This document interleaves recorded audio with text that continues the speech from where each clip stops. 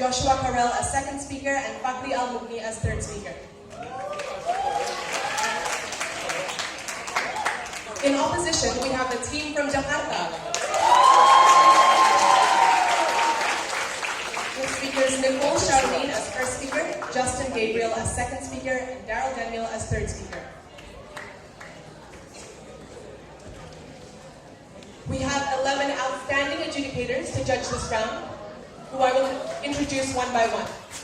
We have Andriano from Unhas, grand finalist of NSDC Jakarta 2012, quarterfinalist of IFA 2016 and NUDC 2016, and breaking adjudicator of IFA 2017 and 2018. Next, we have Bioan Tika Manurung from Unsri, second runner-up of Sunway Debate Open Malaysia 2018, BCA of Jova 2018, and grand final adjudicator of Also E 2018. Next, we have Christopher Chia from Sadar University, 8th best speaker of GMDC 2015, runner-up of Manchung English Debate 2016, and BCA of IFED 2017. Gary Kurniawan from UM, official representative for Mexico WDC 2018, runner-up and 7th best speaker of NUDC 2017, and grand final adjudicator of Joven 2018.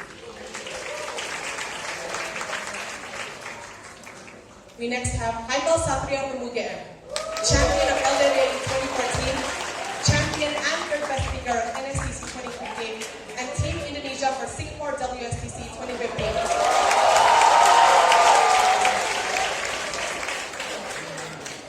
Ima de Arisanto Jonathan from ITB, DCA of IFA 2018, CA of PDC 2017, and invited adjudicator of NUDC Conferences 3, 4, 5, and Nationals 2018.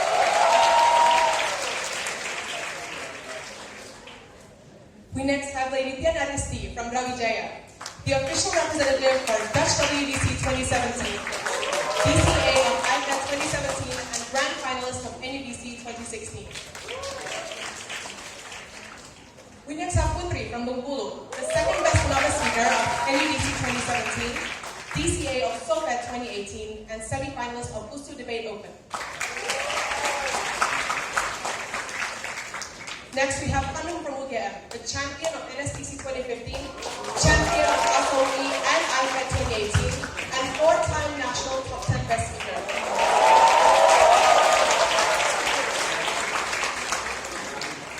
Srihan Nini from UGM, the champion of Smash Open 2017, grand finalist of IDO 2015, and top 10 adjudicators of NUDC 2017.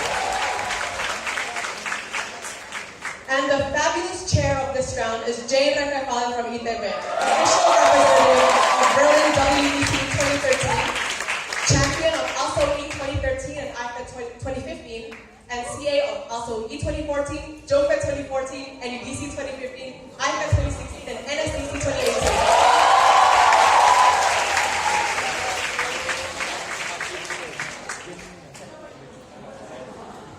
The motion and the theme for this round is soil, water, beta. Tanah, air, beta.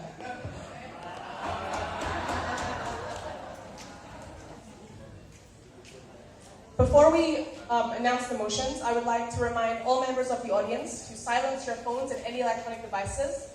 Please also do not speak during the rounds, nor enter or leave the hall during the speeches. Also, if you strongly agree or disagree with a point that the speakers bring, please just nod enthusiastically. Try not to make too much noise. It will distract the speakers and the judges of this round, including applause during speeches. Please keep that to a minimum. Okay. Context slide.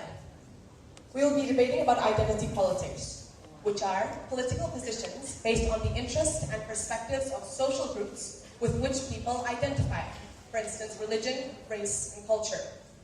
Identity politics includes the ways in which politics are shaped by aspects of their identity instead of the traditional broad-based party politics. The motion before the House reads, as political candidates with a minority background in Indonesia, this House would use identity politics as the main campaign strategy in elections.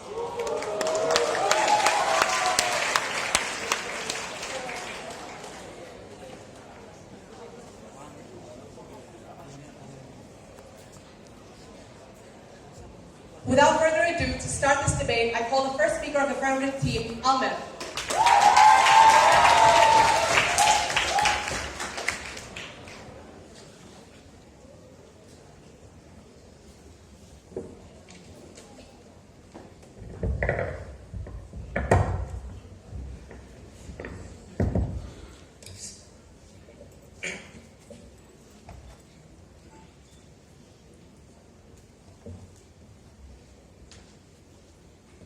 Indonesia, a land of diversity, they said.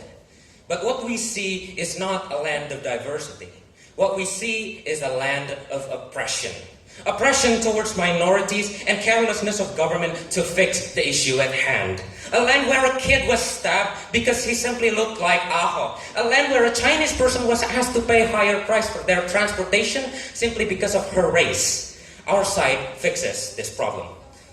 Our model is clear. First of all, we're not just talking about presidential election. We're talking about every single election that exists in our country. We're talking about other branches of government election as well. Second of all, we do not necessarily push away the majorities. We don't necessarily say that we don't care about the majorities. But what we're saying is that we want to raise awareness towards the oppression that these minorities experience and that these minorities experience in their life, and we want to support the enactment of policies that protect minorities from these oppression.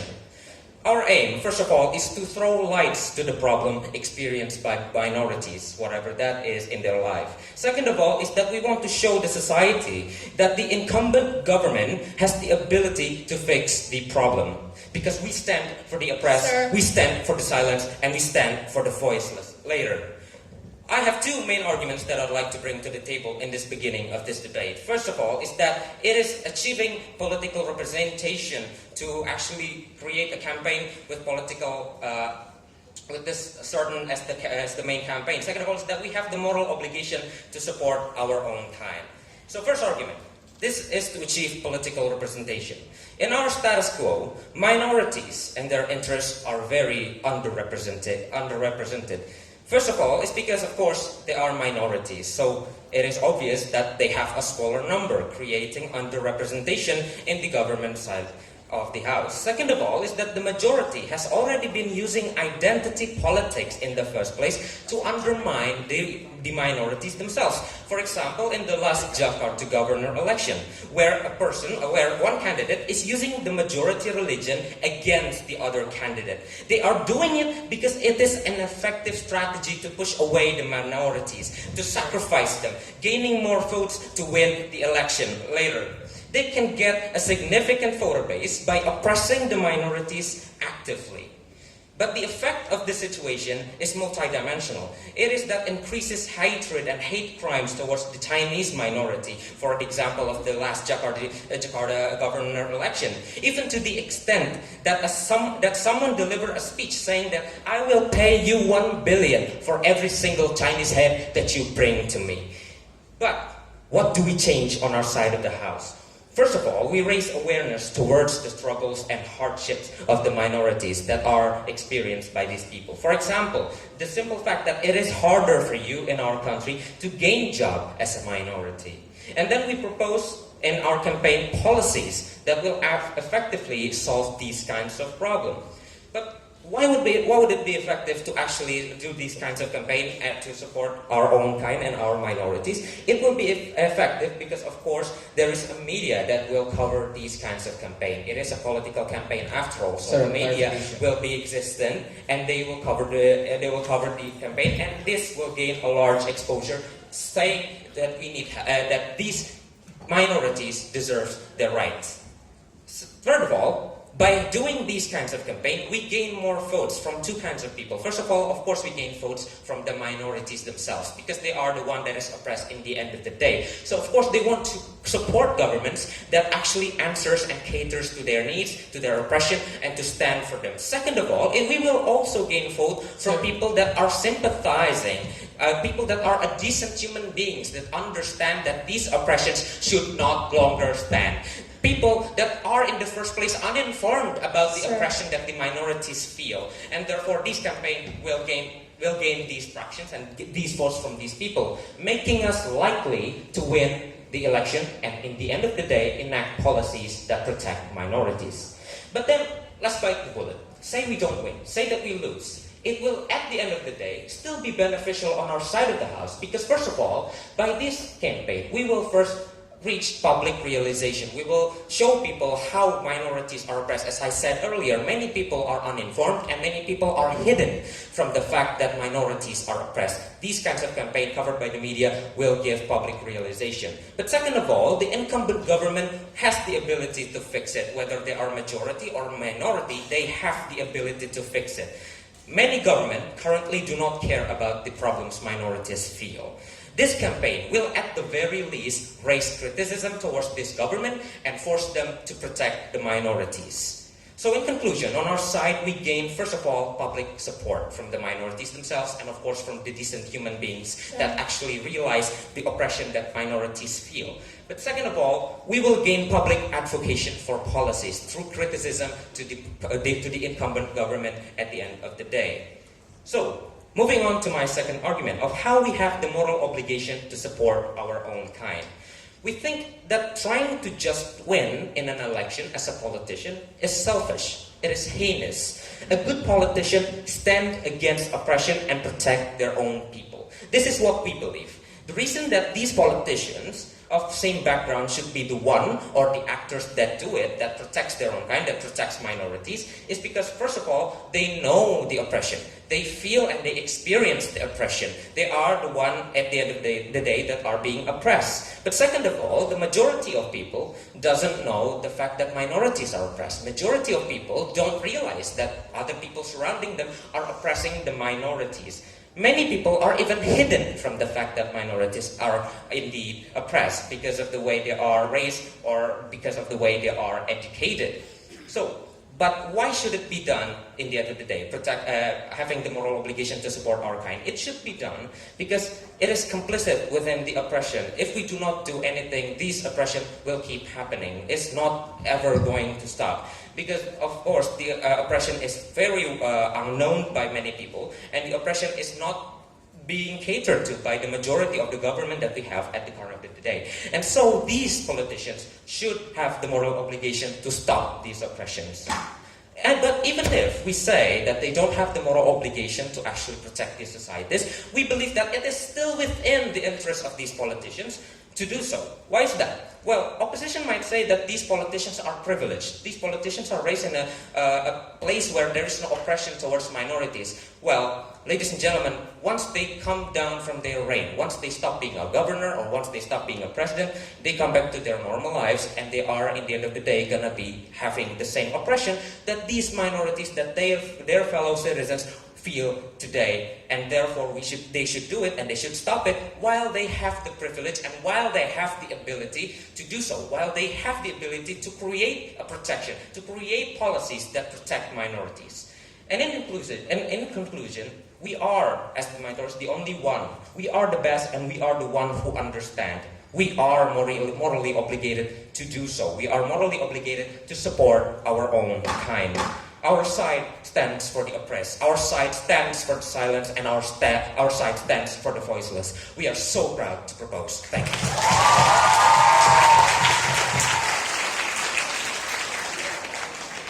The speaker spent 8 minutes and 10 seconds. 8 minutes, 10 seconds. I thank the first speaker for his remarks, and to start the opposition case, I welcome Nicole Charlene as first speaker of opposition.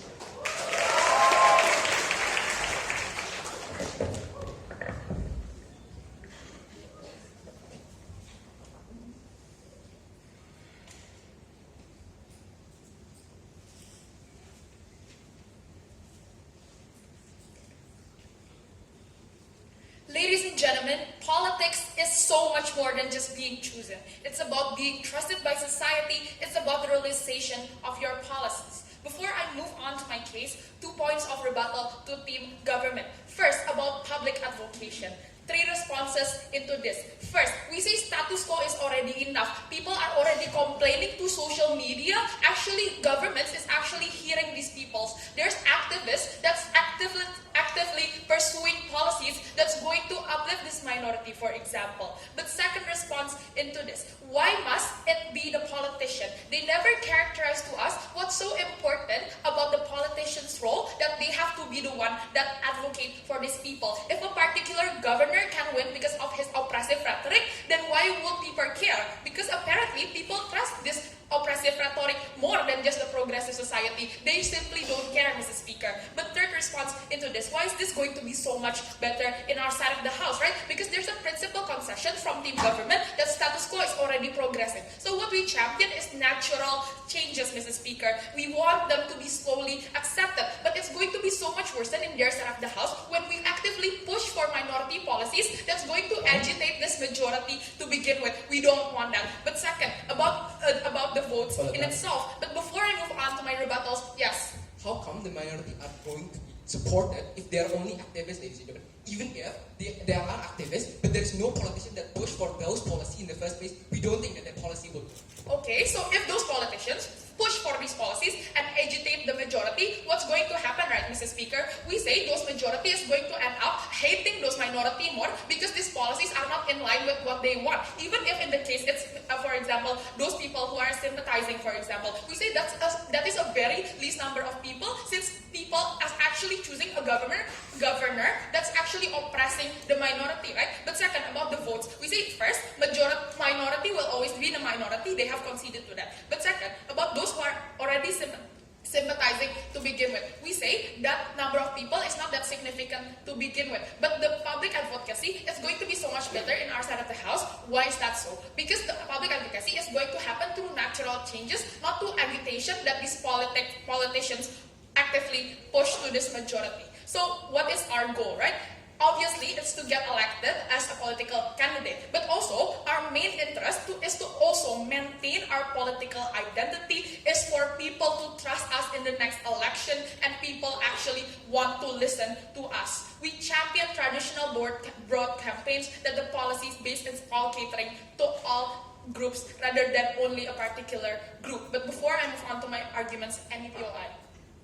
Okay, so two arguments in this debate. First, why these policies based on identity politics will hamper the development that's happening in status quo. But second, how these identity policies removes that political identity. So first, integrity. So first, argument. Why would this hamper the development? We say this identity campaign, this looks like Donald Trump in America, how he is representing those who is capitalistic and conservative. This is similar to Anies Baswedan in Jakarta with religious rhetorics and charismatic styles that appeals to the public. This is Prabowo Subianto in the upcoming election. They're trying to grab the vote in these areas on those particular. But why is that bad, right? Because we say every single criteria, every single nation, every single region in Indonesia have different interests. For example, there will always be a group that opposes free trade but supports fair trade. There will always be a group that supports BRI and taking property of people in Borneo, while on the other hand, people in Borneo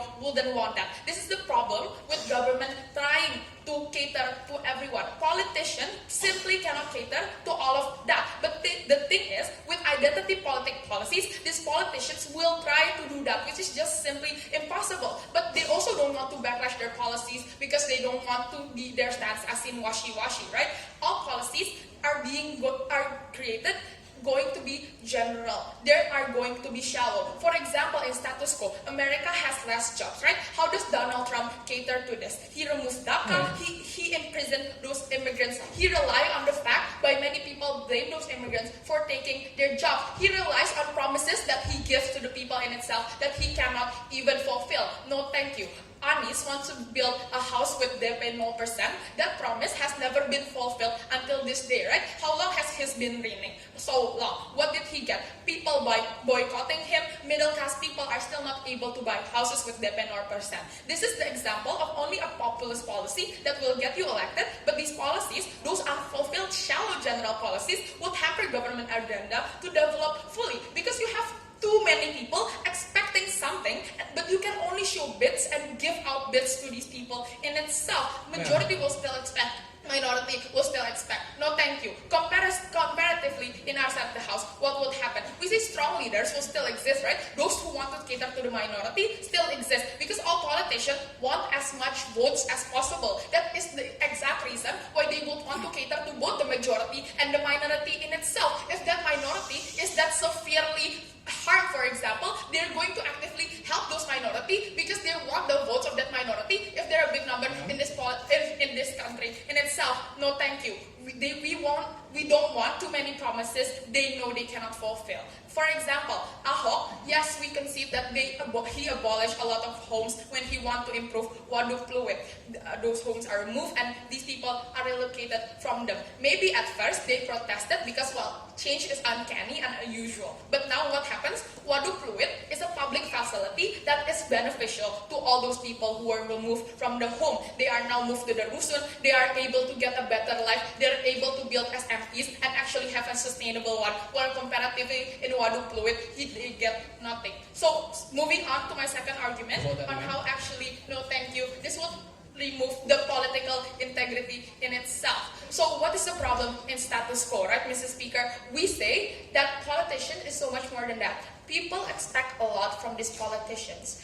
We concede that maybe it's impossible for you to cater all the year in society. Even on the best case scenario they get elected, those people want you to trust them. Trust is so important, Mrs. Speaker, to run policies. Trust government needs these people trust to build their policies, to concede on their infrastructure, and to actually proceed with a policy. How do we change this? We change this is by governments, politicians actually want to create strong policies that they will be able to actually actualize. Why is this unique, right? Because this is the only way that we're going to get that trust in our side of the house. Not those minority rhetorics that we're going to put, right? Because the moment that you're in office and a lot of majority is expecting you to do something, who are you going to listen? Those majority, because they are the one that you need to cater a lot because they are the majority in this country, right?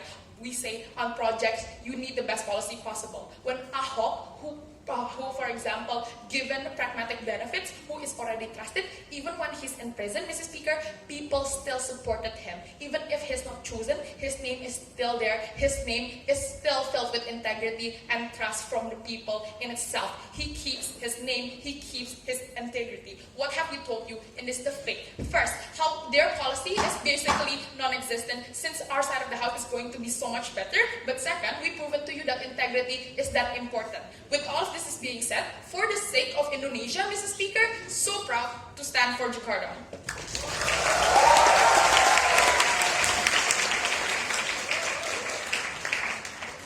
The speaker spent 8 minutes and 14 seconds. 8 minutes, 14 seconds. I thank the first speaker of opposition for her remarks and invite the Deputy Prime Minister to continue the case of government side.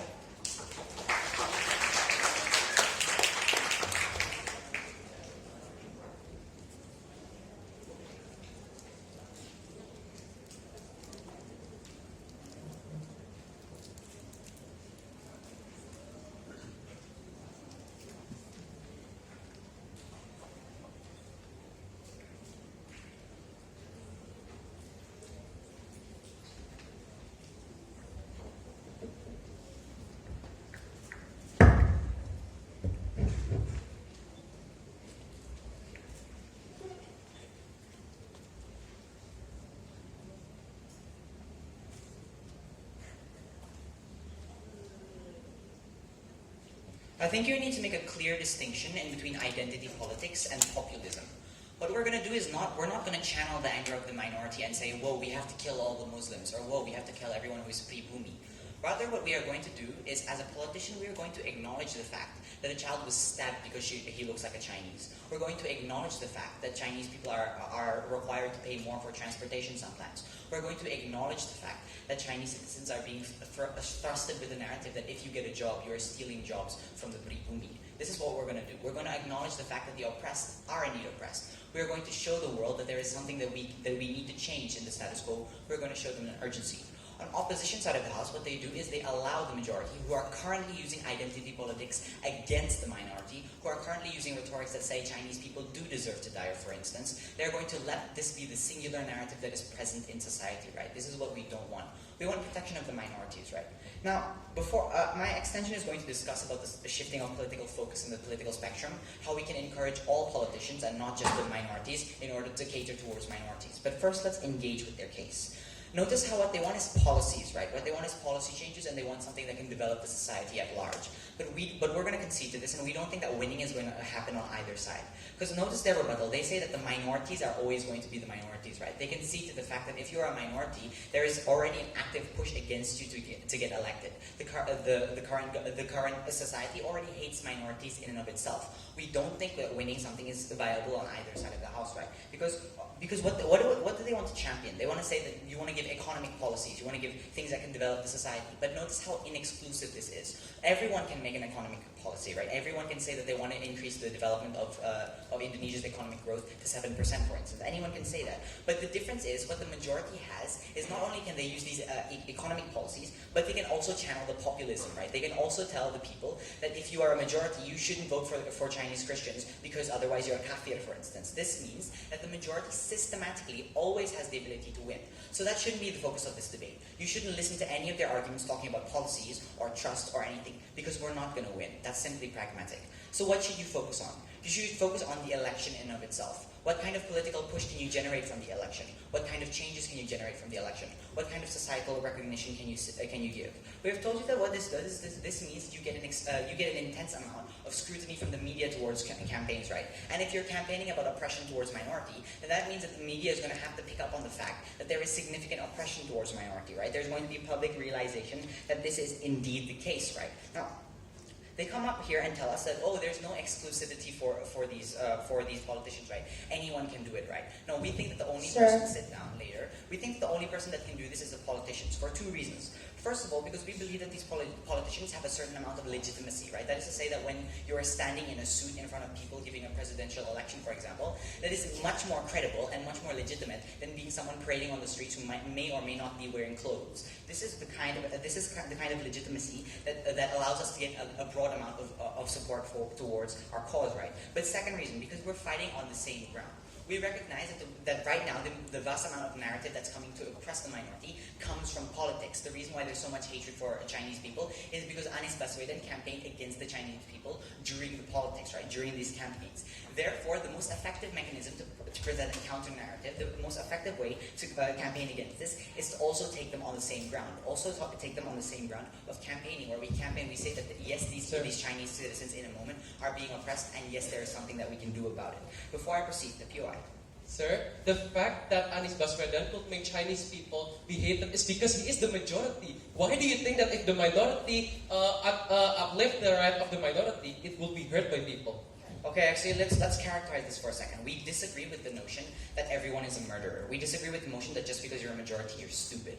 Okay, we think that it exists on a spectrum. There are a lot of people who are on the moderate side. They don't know who to believe. The problem here is that there is a significant minority that within the majority facet, like for example, radical Muslims, who push political discourse, who sway the majority. There are a vast amount of people who are located in the gray area who don't know what to believe, who are being pushed towards extremism, who are being pushed to believe that you indeed have to hate the minorities. What we do is we cater to these people on the gray area, right? These people who are not inherently evil, but are being persuaded to be evil by radical Muslims, for instance, right? This is how we can sway a vast amount of public support. This is what my first speaker told you, right? We told you that the majority people who are decent human beings are going to listen to our campaign, right? We disagree with the characterization from their side, right? So, lastly, I'd like to light the fact here that there has been absolutely no engagement towards our principal argument, right?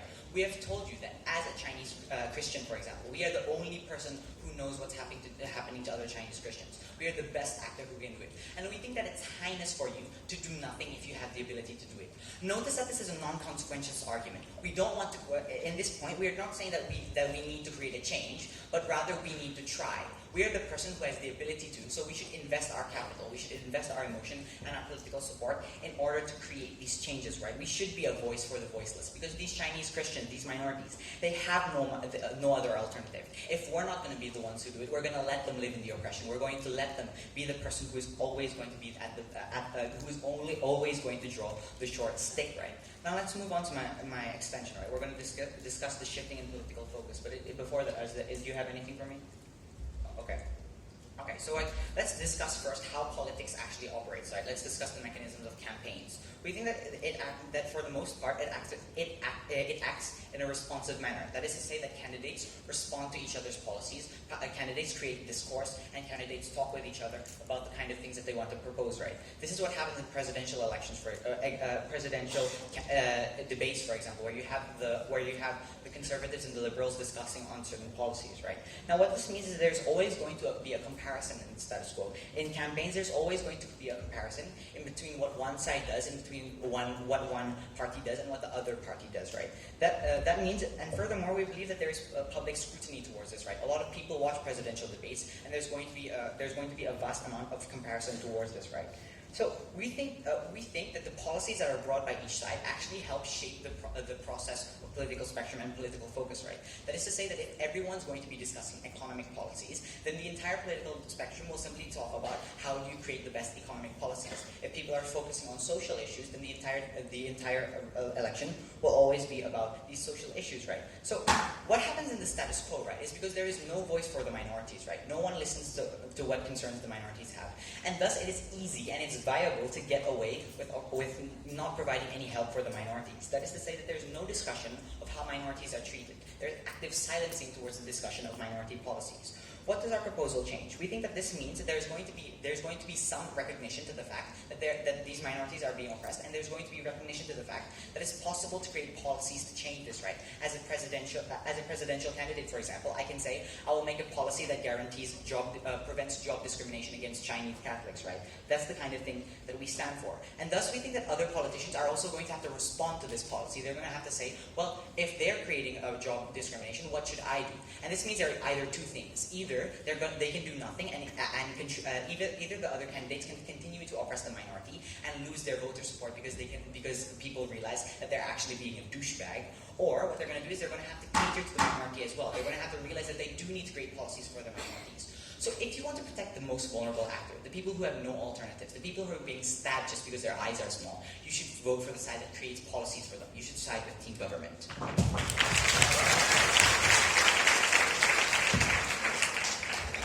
The speaker spent 8 minutes and 15 seconds. 8 minutes, 15 seconds. I thank the second speaker for his remarks, and to continue the opposition case, I invite the Deputy Leader of Opposition, Justin Gabriel.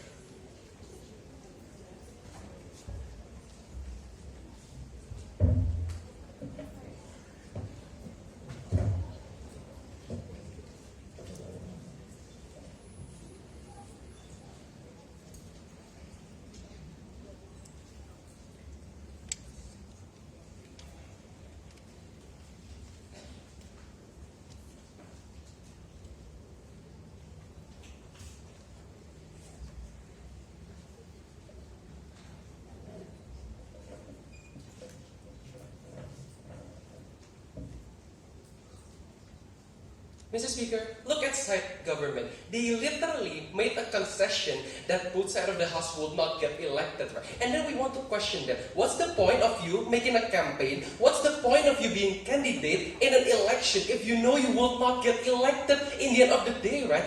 And their entire premise was just about how it could lift oppression, it could fight for the right of the minority without thinking for the politicians themselves, without thinking about their integrity. Our whole opposition case, talking about politicians' integrity and everything, our principle was never being engaged even while a single sentence by side government. Right? They only fight for oppression, but we are going to show to you how inexclusive their benefits are. Let's start with two rebuttals in this debate. Right? Firstly, about how moral obligation does not necessarily exist, but secondly, when they want to bring about oppression. Let's tackle both of their premises. Let's talk about the first one, about the moral obligation. They try to prove to you that moral obligation is to people to fight for their kind because we are the only one who knows the experience of being a Chinese people who become a politician, and we should not be complicit to the harm. We got three responses to this case. Right? Firstly, we say no. Moral obligation does not exist. as the government have already conceded when their first speaker did a speech, these politicians have already rose up from below. It's so hard to be a politician. It's so hard to be like Ahok when you're Chinese and when you're Christian. Basically, when you're minority, right? They already fought their way up. We say it's not justified. We say it's not fair. If you want to give them another burden as moral responsibility for them, if they still have to fight for their kind, if they still have to fight for the people who did not even support them at the very first place. But let's talk about the second response. Even if they got it from the privilege, even if they were born in the family of politicians, even if they did not have to fight up there into the position of a governor, we believe that the obligation of politician, the moment when you get elected, is not only to fight for your kind anymore, but it is to fight for your province, it is to fight for your country, not only to fight for your kind, not only to fight for Chinese and Christian. We believe that if the government of the house actually thinks that if we are Chinese and we're politicians, we should fight for Chinese, we believe that they are uplifting the paradigm of exclusivism, of chauvinism, which we don't want to champion in this debate. We believe that if a politician only cares about their own kind, only cares about their own people with the same religion, with the same background of identity, we believe that this is not going to be harmful after this, sir. But let's talk about the third response. Even if they have the moral obligation, we're going to prove exactly to you how this is not the way it's actually done. Our proposal is the only way to solve the problem, to actually fight for their kind, to actually support their kind, and we're not going to be complicit. We're going to show to you exactly how good we can be with implementing opposition's proposal. Therefore, we say their argument about principle of moral obligation, and we believe that that's already fallen. But moving on to the second rebuttal, how do you want to prove to you about how people don't know the case of oppression, where people live in a gray area, where they don't know that the people around them are actually oppressing the minority? But basically, they just literally said to you that the majority, some parts of the majority also have conceded, also have seen that this minority is being oppressed. That's why they actually fought, right? Because we believe that their argument is backlashing to their own argument. But let's talk about the second response. We say no. People still know the case of the oppression, even if there are no majorities that actually support these minorities. People have known from social media where people already posted tweets when they have already posted photos about how Chinese people is being stabbed simply because he looks like Ahok. If you see a protest in the street, if you see a demonstration, you will not just stand there closing your eyes and pretend that you don't know the Chinese and Christian is being oppressed in the very first place. We believe that the existence of protest, the existence of the social media as a platform, as a gap for people to actually voice out their intention, for people to actually voice out what they actually want, what the real situation is actually happening. We believe that this is already enough to tackle the case of oppression. That must not necessarily be someone as a politician fighting for their own kind. But I'm going to continue on my extension about how it could fix the apathetism of people towards politics. But before I move on, any point? So you think that as government, as politicians, we should just let these people be oppressed? I think as politicians, no matter whether you are minority or majority, you have to abolish oppressions no matter what. Mr. Speaker, I'm going to prove to you about how if we implement this motion, if we follow Team Banten's government side, we are going to maximize the oppression. I'm going to prove to you that in my extension. But the short answer is, we are not going to be complicit. I clearly have proven to you before. I clearly have said it literally in one sentence, and if you don't hear that, you're being dismissive in this case. But let's talk about the extension. I'm going to extend this debate by saying how it could impact the society, how it could fix the status quo when people is actually apathetic. What's the problem? First layer, what's the problem is status quo? People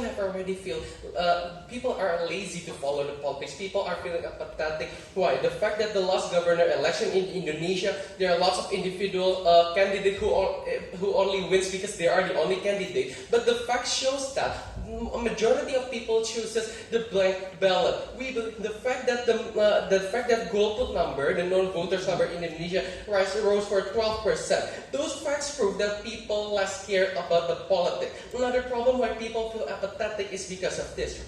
We believe that the moment Ahok starts to oppose the Muslims, the moment where Ahok was started to actually oppose every single dealers in Tanah Abang, which are basically his opposite religion, his opposite race, We believe at that much level, even the Chinese people started to dislike him. Basically, Chinese people are already minorities. Local people already hate them from the very beginning. When they are making a party, the local people becomes the waiter, for example. When they are being the boss, the local people becomes a hard labor. We believe that if we implement this motion, if we have to make politicians fight for their own cause, for the minority, for the Chinese people, this will never decrease the oppression. This will enhance it. Because we believe that if some politicians started to talk about Chinese supremacy, then these people, the society will feel threatened. They're going to be scared by the local who already hated them in the very first place, and they're scared that the problem will be worsened in the end. We concede that the intention of the politician to fight for the minority is actually good, but in the end of the day, it results worse. People dislike them. People become apathetic towards the politics. What is the relation of this with the campaign? Because that's basically what we're talking about. The moment when a candidate from a minority voice out supremacy, the majority would dislike them even worse. They think that every Badui people, for example, they think that every Dayak people who shows up their politicians to join the candidacy of a governor election, for example, they will see this public figure as an image of every single one inside their particular race, inside their particular religion. We say this is unjust, and we think that this is bad. But second layer, what is the preconditions for the minority to actually, for the people to actually feel apathetic? Firstly, there must be a strong benefit. There must be a strong trust built between people and government. What is the benefit that we offer that can make these people become less apathetic? Strong trust will be made in our side of the house. People have to see politicians as someone who can actually protect them, who can actually cater not only the minority, but every single layer of the society. Well, how can we do that? We can do that by making a policy that can support minority without voicing out their supremacy like explicitly. The fact that Ahok created Waduk Pluit is not going to be beneficial only for the minority, but the majority could actually enjoy it as well. We believe that not implementing this motion will actually bring much betterment, and so we are very proud to oppose.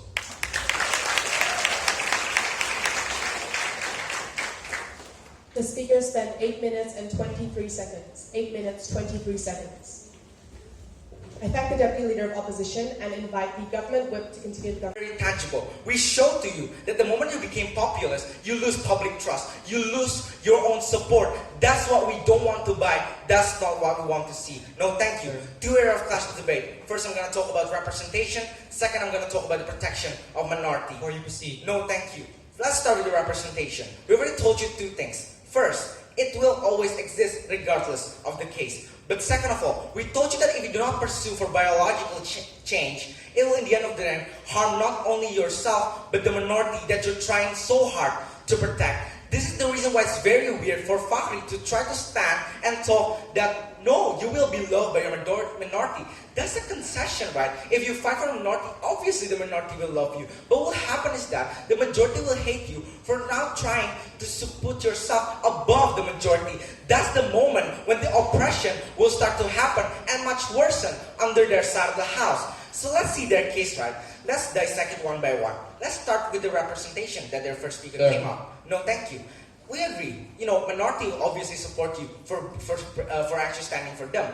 But the majority is very contingent on you being smart. Well, the characterization of people in Indonesia first, the lack of education. That's the reason why religion rhetoric can work so good. That's the reason why Anies Baswedan can win very easily, because that's just the characterization of our people. So even in the best case scenario that they propose here, that actually some majority, some part of them are actually being progressive to begin with. In the end of the day, you will still lose. Your rhetoric will fall. You will not change anything to begin with. No, thank you. But let's tackle the second thing. Well, they want to talk about majority also use this rhetoric, so that's the reason why we also use that. But this is the problem. If that's the case, then their urgency falls, because we don't understand why the minority rhetoric can outrun the majority rhetoric that's basically strong enough to make Anies Baswedan win. We don't see why their side of the house, the rhetoric, can undo that, Mr. Speaker. But yes, before that, if you say that the rhetoric of religious and the majority is so strong, how come a minority win anyway on that side of the house? look, here's my problem. What did we champion?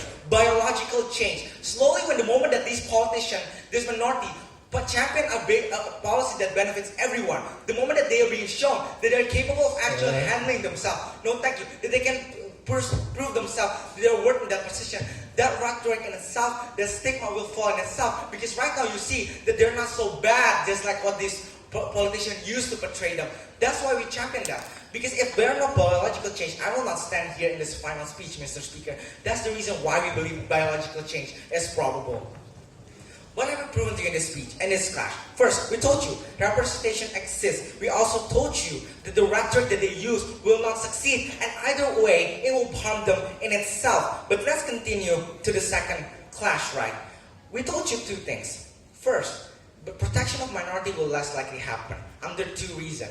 First, we told you that most likely you will compromise yourself. Even in the case that you win, in order for you to win again in the next election, you have to do something about that, right? If you try to only protect the minority and make the majority pissed off, in the end of the day, what will happen is you will compromise. You will in the end of the day, you will forget the minority. That's what we think the case is. But even if it was not, we think in the end of the day, you will not get voted back again. Because what? Majority just don't like you. And even in the case where they say, oh, it's okay if they lost, we think it's not okay for you to lose. But let's move on. Let's try to see their case, right?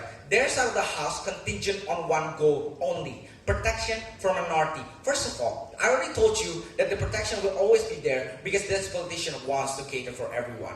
That's just how they want, right? But second of all, we told you that even in the case that it's not happening, that this protection did not appear in a politician, we told you that you shouldn't shift the burden to the minority politician. We told you how much they risk the position. We think it's not legitimate for you to put more burden onto that. But let's create the comparison on their side of the house. First, their side of the house will give burden towards this politician that they have to fulfill. Because first of all, they have to protect their face in front of majority during the house. But second of all, they still have to protect this minority. We think both of these cannot stand together, right?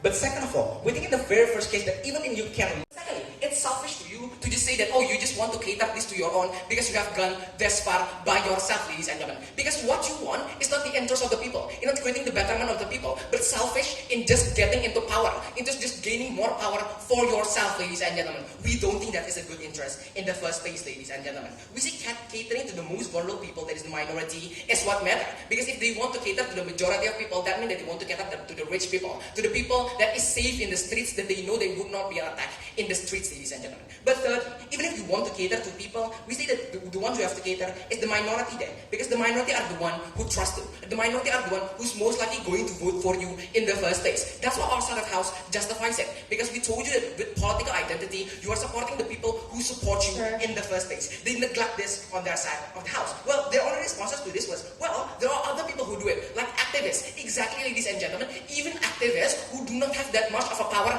do it, ladies and gentlemen. Even activists who cannot change the whole policy, who don't have the political power, ladies and gentlemen, can speak out, ladies and gentlemen. You who are the one who have power are just staying silent. We don't think that's good anyway. But then the second figure told you about how they are going to rise up from below and they have no burden at all. Notice that as politicians, you have the burden to represent your people, ladies and gentlemen. So the idea of how you're going to burden cannot stand in this debate. Because representing the ones that you can represent the best, ladies and gentlemen, are what we think is the principle in this debate. Because as politicians, representing the one that you can represent best are what we think makes you a good politician in the first place, are what we think would make you a good candidate in the first place, ladies and gentlemen. We say with the fight for your time is something that means is protecting the most vulnerable people than they should in the first place. But second clash, right, on how this helps the lives of people. But before continuing, sure.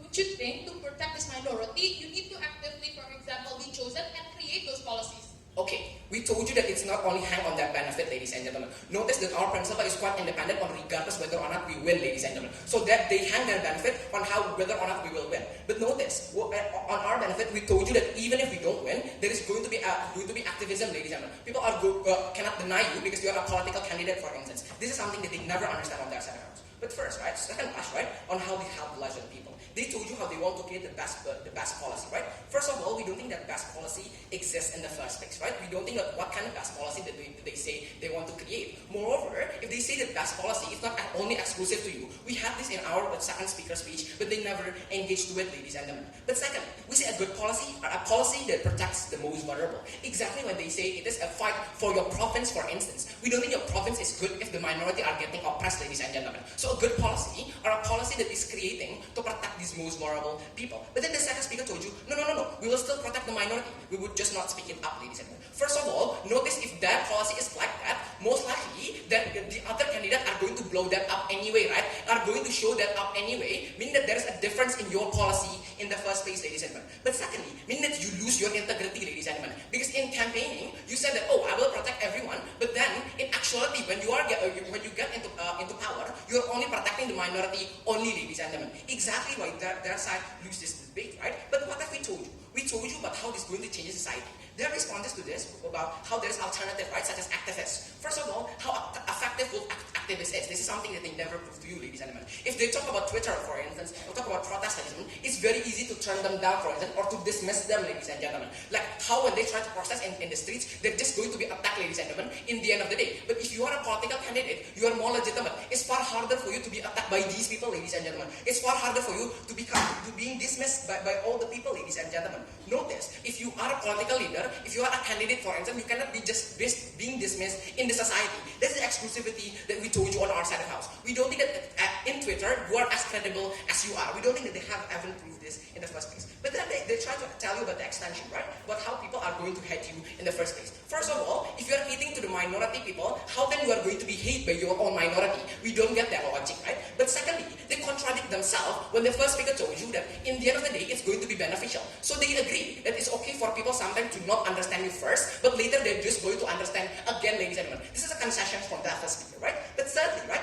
we say people are going to be apathetic when they know that the government are not caring about them, that even the minority themselves, even the minority candidate are not even caring about their own people, ladies and gentlemen. This is why people are apathetic, ladies and gentlemen, because the most basic thing, the most obvious things are not being catered by the politicians, by our own leaders, ladies and gentlemen. Exactly why people are apathetic, because the government do not care. Moreover, my second speaker have already told you how this is going to change in the political spectrum, ladies and gentlemen. How people are going to be catering to the minority if we advocate to them in the first place. That's why we say we're protecting the most vulnerable, and I've never been prouder to speak on the finals.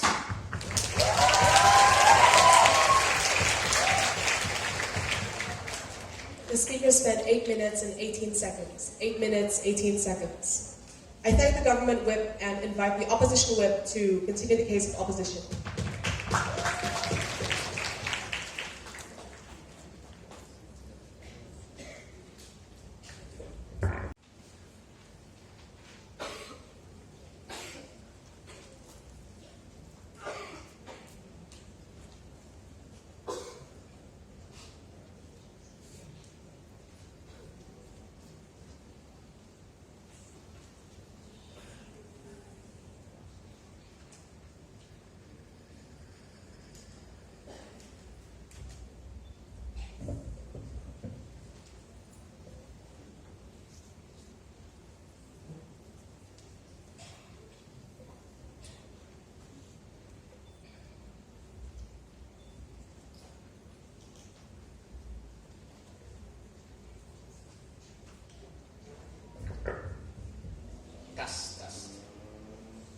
They wanted to bring the idea that we are doing chauvinism, ladies and gentlemen, that we are opposing other religions. But clearly, they mischaracterized our case. We told you what we are doing is not, we are saying that Muslims should die and the only thing that matters are Chinese people, ladies and gentlemen. That's not what we are saying. What we are saying that Chinese people are currently being oppressed and people are being dismissive about it. Clearly, if that second speaker told you about the principle of chauvinism and we are just doing it, ladies and gentlemen, clearly you cannot credit that, ladies and gentlemen, because that wasn't our case in the first place. But firstly, we question their case in the first beginning, right? Because do they want to cater to all people? Or do they want to cater to majority? Or do they want to cater to minority, ladies and gentlemen? Because it's unclear to us what they want. In their first speaker's speech, in their own model, they say, oh, I want to cater to all. But then in their principle, they say that, oh, we just have to cater to the majority. And then their second speaker told you that, oh, no, we are just going to protect the minority and not just speaking it up, ladies and gentlemen. Clearly, this is a huge tangent on their side of the house. What kind of stance do they want on their side of the house? What does this prove to you, ladies and gentlemen? This proves to you about how they are going to lose integrity, ladies and gentlemen, because they have no stance at all. Their stance is unclear in the first place. We don't think that you can win. We don't think that you have integrity at all in the first place. But moreover, ladies and gentlemen, they have no engagement whatsoever about how the politicians would not be effective in the first place, ladies and gentlemen. This all narrative changes, Mr. Speaker. Rather than on their side of the house, you force this change to happen, and in the end of the day, create the destruction from the majority in itself. You cannot fight it, Mr. Speaker. So yes, what have I told you? That the protection of minority cannot happen if you cannot prove the rhetoric is wrong. If you cannot prove the narrative is wrong. If you want to protect them, you must prove yourself first. And it will not happen under their side of the house. We oppose.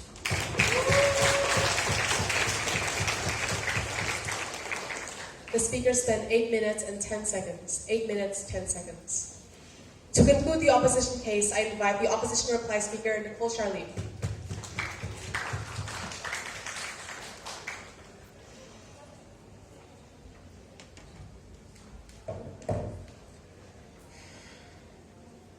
Am I audible?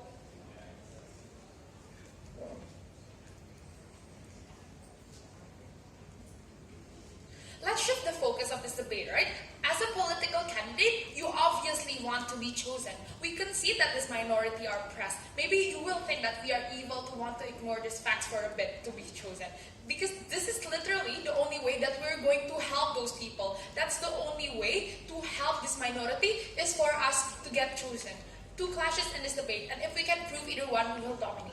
First, which side of the house caters more to minority, but second, which benefit more to our interests as a politician. So first, which side of the house caters more to minority? What do they say to you? They try to prove to you advocacy.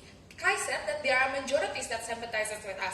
Almer also proved that in our point. We draw three conclusions into this. First, that the problem is not as severe because there are literally people who is a majority that's sympathizing on them, who is defending them, right? We say the cases where that Chinese boy is being stabbed, for example, doesn't happen regularly every single day that you walk on the street. But second conclusion, that advocacy is already happening in status quo, that majority in itself is already sympathizing, they are already caring to this minority in itself, and that advocacy that is already happening in status quo doesn't come from politicians, it comes from activists, it's come from people being aware by seeing their social media timeline and them caring about these people. But third conclusion, that they are already represented enough by this majority in itself, because there's literally people who is already sympathizing with them, right? We said the only way that you can actively help them is to make policies. And how do you make policies, Mr. Speaker?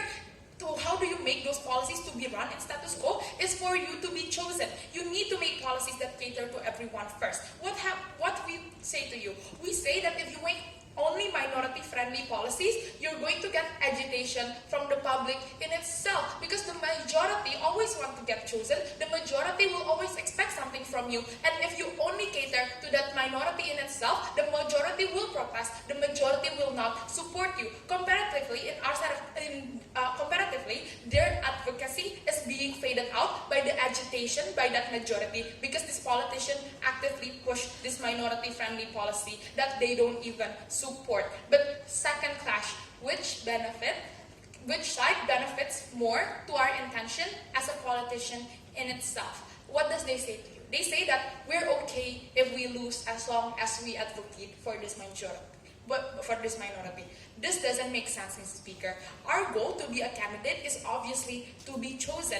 The minority will never fulfill that 50% up for us to be chosen, because that's the exact number that you need to be chosen, right? You need to garner the majority votes for you to actually make this goal for you to be chosen to begin with. But what has they also told us? They told us about their obligation, because they're also a minority and they're also facing that problems in itself. We say, we as politicians, we don't want to be burdened by this policy. We don't want to be burdened by all those Chinese people, for example, being stabbed. We say that we can, for example, make minority-friendly policies when we already garnered the trust from the society in itself. We say what we want as a politician candidate is integrity. We want to be trusted by the people, and we want that chance to be chosen. While on their side of the house, we will never be chosen because we're only going to cater to that minority in itself. Comparatively, this is so much better as an intention to be a political candidate to begin with. So what have we told you in this debate, right? right? We told you two things. First, that we are eventually going to cater to those minority because yes, we know how it feels to be oppressed, but eventually you're going to able to do that when you're already in the office to begin with. But second, what is our interest? We want to be chosen, we want to be trusted, we want that integrity that only happens in team opposition. Therefore, I'm standing here for Jakarta.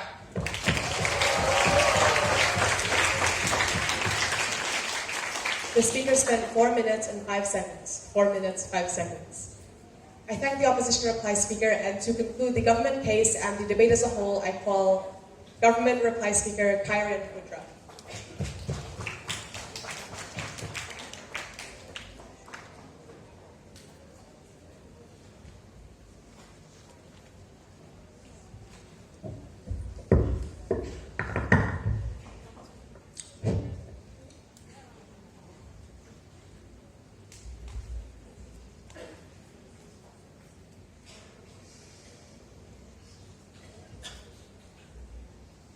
Two main things to discuss in this debate. Firstly, about the election process and the policies as a result of that election. But secondly, the principle. Notice how Nicole didn't discuss any principle at all because they don't really have a principle argument. But before that, two things to notice. First of all, who's hung on what, right? Their case is first hung on practical benefits because they've proven absolutely no principle argument as to why we should ignore the minority, as why we should actively ignore the oppressed. But secondly, their case is hung on the fact that you win, right? They say that you need to win in order to create a change in society, and thus all of their benefits are hung on that premise, right? Contrast that to what happens on our side of the house. We've proven to you an independent principle justification, that is to regardless of what you can or cannot do, regardless of what you have or have not done, as someone who understands the oppressed, you should also cater to these people. You should try your best to cater to the people because you're the only one who can do it, right? But secondly, our benefits are also independent. That is to say that yes, we would like to win, but regardless of whether or not we win or not, we can have benefits that happen on our side of the house. Our case engages to all kinds of scenarios, and our case is more holistic. And thus at that point, you should already give us the winning point. But regardless, let's discuss these questions. Alright, one more thing to note is that they're contradiction, right? Because they want to claim that they want to protect everyone, right? That's basically their stance and their goal and how they analyze this debate. But simultaneously, they acknowledge that the minority cannot be protected because the majority hates them. Thus, a trade-off that they have failed to make on their side of the house is why it's okay to let the people who already don't have anything, the people who are already at the bottom of the ladder, why is it okay to kick them off the ladder, right? We think this is why we propose, right? Because we stand for the weak, right? First question, right, about election processes and policies. Firstly, let's discuss who's more likely to win, right? What have we told you? We've told you that we get definite support from the minorities, right? Because we're representing their interests. But secondly, we represent the decent human beings in society. The people who we've told you are the majority, the silent majority, but are currently being pulled towards radicalism by who's currently standing, right? On their side of the house, they champion the inexclusivity of economic development, and they don't talk about race whatsoever, right? The fact that the majority can also use economic development and can also use what they're currently doing, which is identity politics, to oppress the minority, proves why winning is much more likely on our case, right? Because we actually allow we actually use identity politics to adhere to not just the minority, but to decent human beings, right? Notice the concession that also came from Nicole when she said that, well, if you're a minority, you're a minority. That's it, right? So thus, yes, we might want to win, but the fact is they concede we can't. A, it's more likely on our side of the house, but B, the changes that we bring are independent of whether or not we win. We engage to the most likely scenario. So what happens when we don't win, right? We've told you about societal awareness, right? We told you how we can raise a lot amount of it when we are actually a politician, right? To this they say, it's enough, right? But the fact that kids are still being stabbed because they're Chinese proves that it's not enough, right? We have told you that there is something that's exclusive to being for being a politician because of media representation, because of the legitimacy that you get as a politician, and because of the fact that you're attacking the narrative on the same ground to what it's introduced, right? We also told you about how we shift the political spectrum. We force people to cater to the minorities because of the engagement in political debates, right? And lastly, they tried to champion about biological change, right? We don't think that we told you, however, that there is active silencing towards the minority. This is why biological change doesn't happen. Lastly, let's discuss the principle. We told you you should help the most vulnerable, right? To this, their response is, you've already been fighting for yourself. That is, you've already been doing the wrong thing. Our side of the house champions the right thing. But secondly, they tell you that you should fight for everyone. Exactly, ladies and gentlemen. You should fight for everyone, especially the people who you know how to cater to, especially to the people who you know intricately, especially to the people who don't have anything else right. And exactly because activists are doing it, right? Even if people who don't have power are helping the minorities, shouldn't we, the people who already have so much power, be actively protecting these minorities too, right? So if you want actual protection of minorities, if you want protection of those who are being oppressed, if you want a voice for the silenced, side with team government.